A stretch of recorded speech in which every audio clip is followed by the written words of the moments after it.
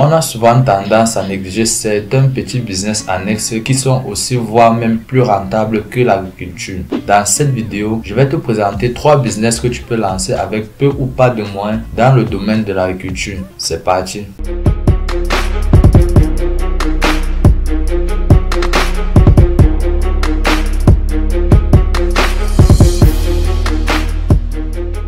Numéro 1. La vente des arbres fruitiers. Ici, pas besoin d'avoir une parcelle énorme pour te lancer. Même la cour de ton jardin suffit. En effet, la mise en place d'une pépinière présente cet avantage-là qu'il peut se pratiquer sur un petit espace tout en te rapportant des milliers voire des millions de francs CFA. Moi-même, un de mes premiers business en agriculture, c'était une pépinière d'avocatiers. C'est-à-dire que je rassemblais des noix d'avocatiers par-ci par-là que j'introduisais dans des sachets pleins de terre et au bout de quelques mois, mes plants étaient prêts pour la vente. Je vendais un plant environ, on va dire 1500, 2500. Ce qui veut dire que lorsque j'arrivais à vendre une centaine, mon chiffre d'affaires dépassait déjà les 100 000 francs CFA très facilement. C'est un bon business si tu cherches une source de revenus supplémentaire ou que tu es étudiant et que tu veux arrondir tes fins de mois. En plus, il ne faut pas grand chose. Numéro 2, la location des machines agricoles. Lorsque je parle de machines agricoles, beaucoup pensent directement au tracteur.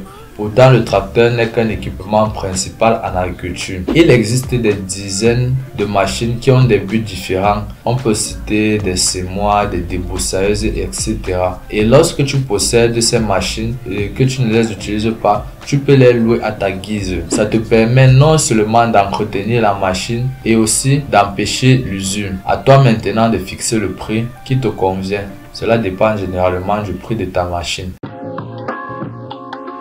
Ça peut être des ananas séchés, ça peut être des bananes plantains séchées. Le plus important, c'est que tu puisses sécher et qu'elles se conservent longtemps. Son avantage réside dans le fait que non seulement tu donnes à ces fruits une valeur ajoutée, ce qui signifie que tu peux les vendre plus cher, mais en plus tu augmentes leur durée de conservation, ce qui signifie que même si tu ne les vends pas maintenant, tu pourras les garder et tu pourras les vendre plus tard. Pour sécher tes fruits, tu devras t'équiper d'un séchoir ou soit utiliser des moyens rudimentaires tels que la chaleur du soleil ou la chaleur de la biomasse. La biomasse, c'est le feu de bois pour ceux qui ne connaissent pas. J'espère que cette vidéo t'a été utile et informative. Dis-moi ce que tu en penses en commentaire. C'était Afana Darius de la chaîne AgriBA et je te dis à la prochaine.